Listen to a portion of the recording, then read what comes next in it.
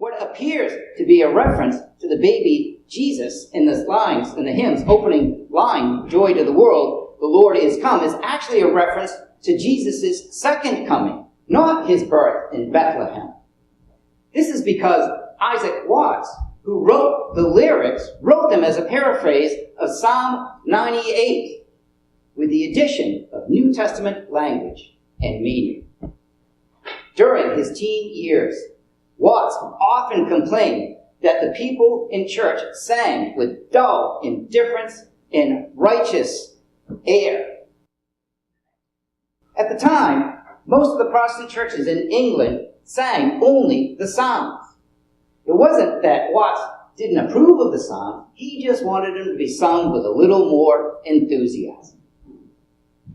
Tired of his son's complaints, Watts' father challenged him. "If you don't like the hymns we sing, write better ones." So he did. They included "When I Survey the Wondrous Cross" and "O God, Our Help in Ages Past." Watts published his first volume of hymns and sacred poems in 1705. When he published his next hymnal in 1707, "Hymns and Spiritual Songs," many objected. They said that only the Psalms should be sung in church. So Watts set out to adapt the Psalms to Christian worship services. He paraphrased 138 of the Psalms and published them under the title Psalms of David, imitated in the language of the New Testament. It included a paraphrase of Psalm 98 in 2 parts. In 1836, Lowell Mason, a well-known musician of the time, composed a tune from various pieces of Handel's Messiah and called it Antioch.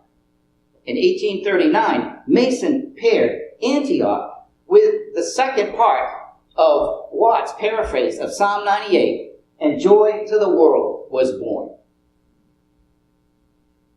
Joy to the world is an unexpected joy. And that's perhaps its only connection to the verses that we are looking at this morning, which Kathleen and Sean read for us earlier when they lit the candle of joy. These verses from Luke's Gospel show us that sometimes joy comes to us by unexpected means. Sometimes joy comes from unexpected sources. Luke begins this section of his narrative of the birth of Jesus. In that region, there were shepherds in the fields keeping watch over their flock by night. Suddenly, an angel is standing before them, not hovering over them in the sky, not like the angel with wings that we hang in the peak of the crèche in our nativity sets. The angel is standing face to face with them, and they are terrified. Literally, the Greek reads, they feared a great fear. This is the way to express the highest levels of fear in the ancient Greek language, to fear a great fear. In English, we would say great fear, greater fear, and greatest fear. But the ancient Greek had no word for greater or greatest. The word that is translated great is megas, from where we get our English prefix mega. These shepherds were mega afraid. They might have expected lions, not tigers, and bears, oh my. In fact, King David had actually killed lions and bears in these very fields 1,000 years before. But this angel is unexpected. I came home one afternoon, writes Christian author Peter Thigpen in Discipleship magazine, to find flour and sugar and dirty bowls and utensils across the counter and on the kitchen floor. My young daughter had been cooking. I wasn't very happy. Then I spied a note on the table. It was smeared with chocolatey fingerprints, and it read, "I'm making something for you, Dad." And it was signed, "Your Angel." My irritation, Thigpen writes, immediately transformed into joy. Though Thigpen's little angel is his unexpected source of joy, the angel is an unexpected source of joy to these shepherds. It announces the birth of the long-awaited Messiah. An unexpected source of joy for those who follow Jesus is hardships. As James, the half-brother of Jesus, writes, "My brothers and sisters, whenever you face trials of any kind, consider it nothing but joy, because you know that the testing of your faith produces endurance. And let endurance have its full effect, so that you may be mature and complete, lacking in nothing." We were watching the movie Scrooge the other evening, the musical version with Albert Finney. We started the movie early, around 6:30, so we would still be awake when it ended. As we were watching, I heard Scrooge speak a line that I had never heard him speak before. When the ghost of Marley shows up unexpectedly, Scrooge cries out with mega fear, "Why do you persecute me?" Marley says, "For your welfare." Pastor Jack Hayford explains, "Joy is that ever-increasing awareness that our lives are hidden in Christ and we can be led through anything." These shepherds spend long, lonely hours watching over their flock. They have little interaction with other people. They are even shunned and despised by many. Maybe this Advent season, you're feeling lonely. Maybe you're feeling rejected and hurt. Maybe you're wondering why God is allowing you to feel this way. But if you are a follower of Jesus, be assured that joy lies ahead. This is what joy to the world is proclaiming. That we will have mega joy when Jesus comes again in his second advent and establishes the kingdom forever. This is Isaac Watts writes, "Joy to the world, the Lord is come." Because sometimes joy comes from unexpected sources. Sometimes joy comes at unexpected times. The night is mega dark. This is late 1st century BC. There's no light pollution. So when the angel shows up and the glory of the Lord shines around him, it lights up the night sky. The word that is translated glory means brightness and shining. It's the same light that's in the pillar of cloud that accompanies the Israelites as they wander through the desert. It's the same light that will blind the Apostle Paul on the road to Emmaus. It's the same light that will cause Jesus' clothes to flash like lightning on the top of the Mount of Transfiguration. This light conveys the power and glory of the Lord, and it is blinding and unexpected. Melly, a friend of Julie's family, was in his ice house on Great Bay fishing. It was nighttime and bone-chilling cold. He had a gas heater in his hut, but he kept taking a nip from a bottle of whiskey to help him keep warm. Soon, Melly was feeling pretty good. Soon, Melly started doing a little jig around the hut. He misstepped and went right down through the hole he had cut in the ice. The ice-cold water sobered him up immediately, so that he looked back up to find the hole he had cut in the ice. He saw a circle of light and swam to it and popped right up through the hole in the next hut to his.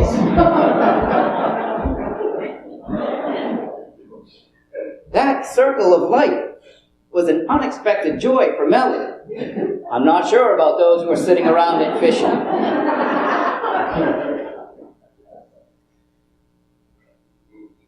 light that shines around the angel and lights up the night sky is a source of joy to the shepherds. They aren't allowed in the temple because their profession makes them ceremonially unclean. So, outside the temple, here in these fields, they are in the presence of greatness. The truth is, one of the times that we Christians least expect joy is during prayer or as a result of it. Have you ever noticed that in Luke's narrative of the Christmas story, the angels are always bringing good news, but the people they are bringing to it are, well, cautious. Take Zechariah. The angel Gabriel appears to Zechariah in the temple and tells him, your prayer has been answered. Maybe Zechariah is thinking for a split second, prayer? What prayer? Then Gabriel announces, your wife Elizabeth will give birth to a son, and you are to give him the name John. He will be a joy and delight to you, and many people will rejoice because of his birth. And then perhaps Zechariah thinks, oh, that prayer.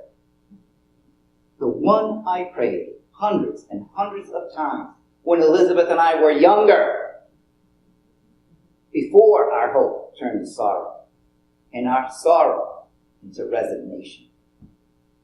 Zechariah, after praying hundreds of times, is shocked that finally God has answered his prayer.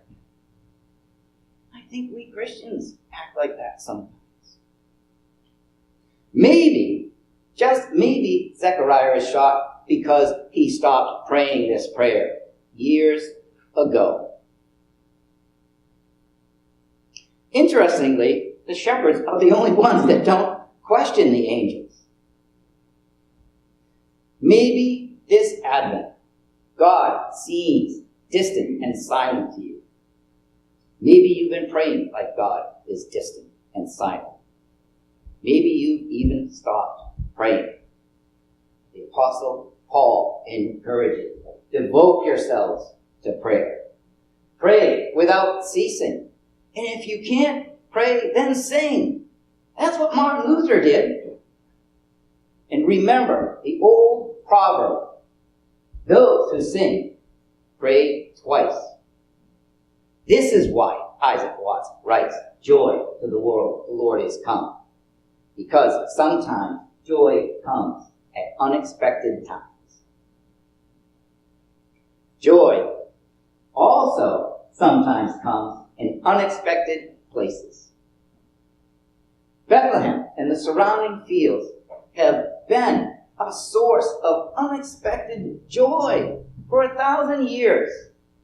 Here, Ruth gleaned in the fields of Boaz, unaware that he was her guardian redeemer. Here, Ruth gave birth to Obed, who became the father of Jesse, who became the father of David.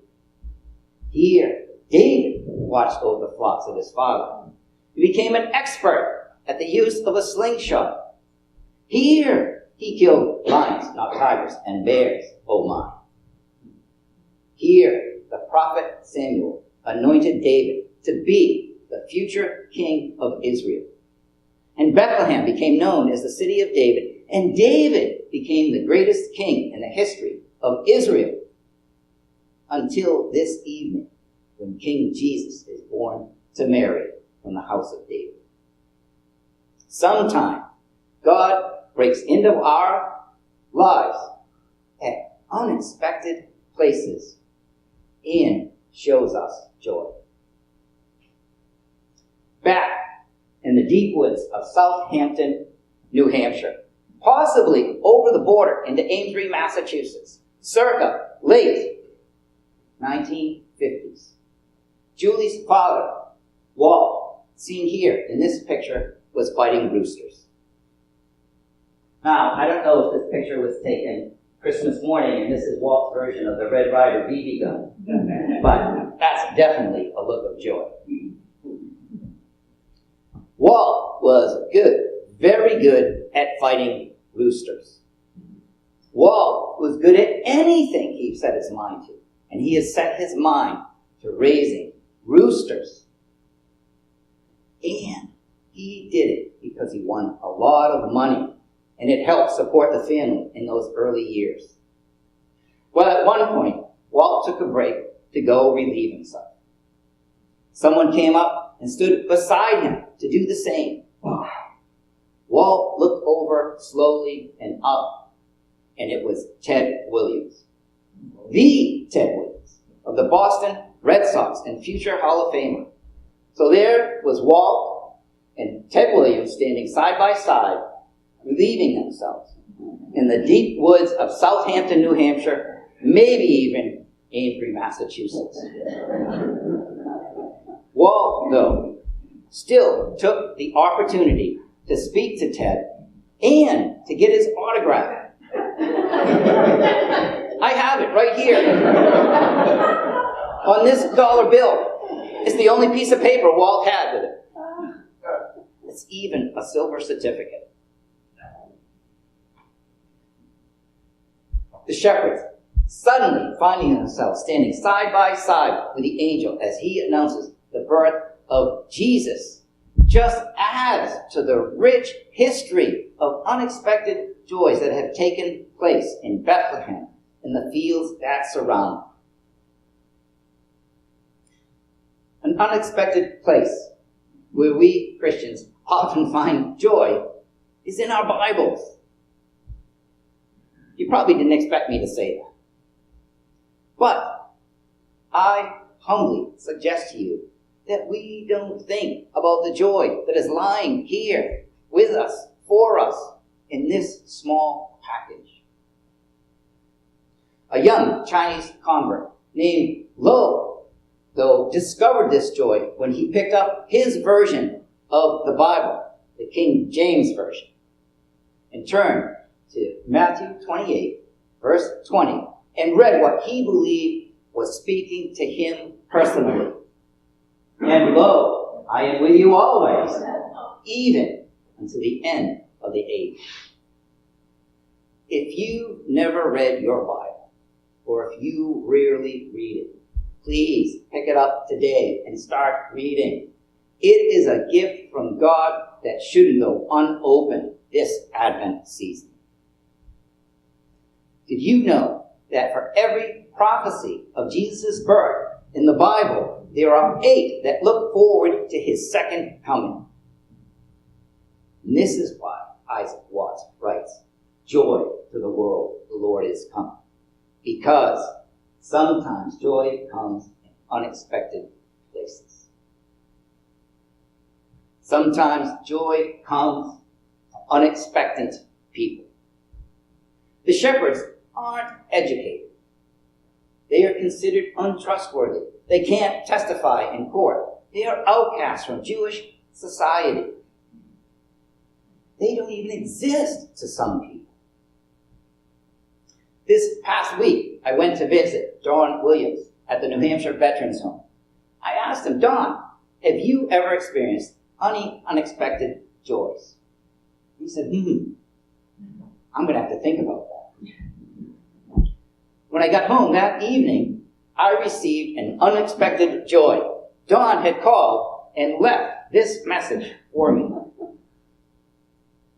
I think my greatest unexpected joy was when I came home from World War II. I arrived in Bayonne, New Jersey, and was coming down the gangplank from the troop ship when I heard clapping and cheering. I squinted to see who was making all the noise. It looked like my father and brother. But it can't be, I thought. No one knows I'm coming home.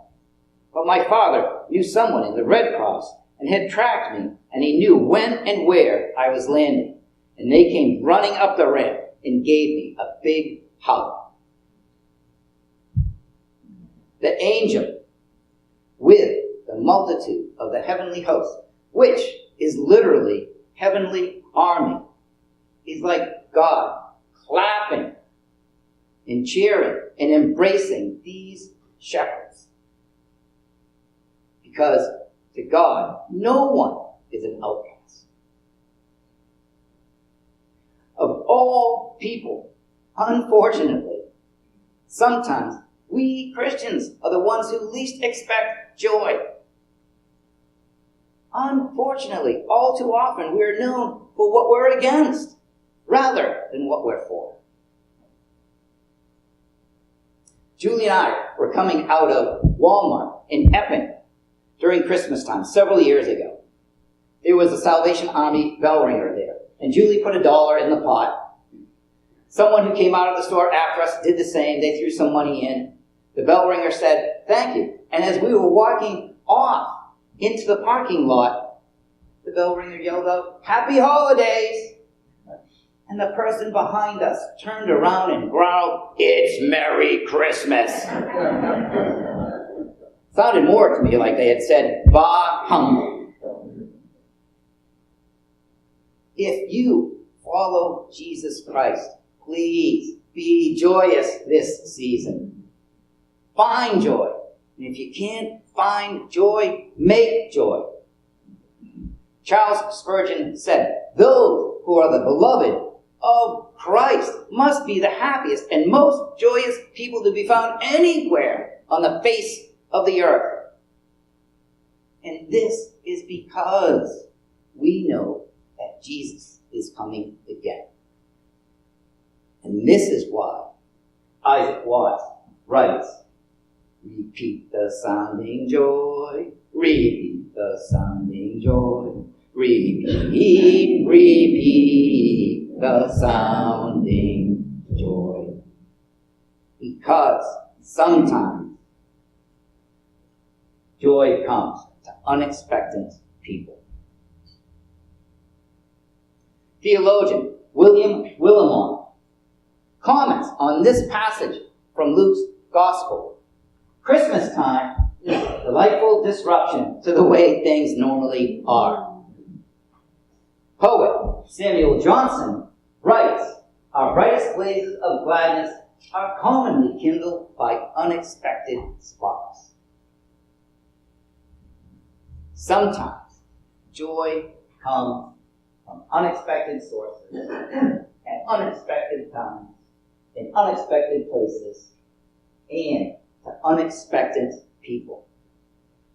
And that's why, even though it was not written to be a Christmas carol, and it doesn't mention angels or shepherds or Mary or a manger, we sing Joy to the World at Advent, because it shows us that sometimes joy comes to us by unexpected means. And it reminds us that not only has Jesus come, he will come again, probably when we least expect it. Amen.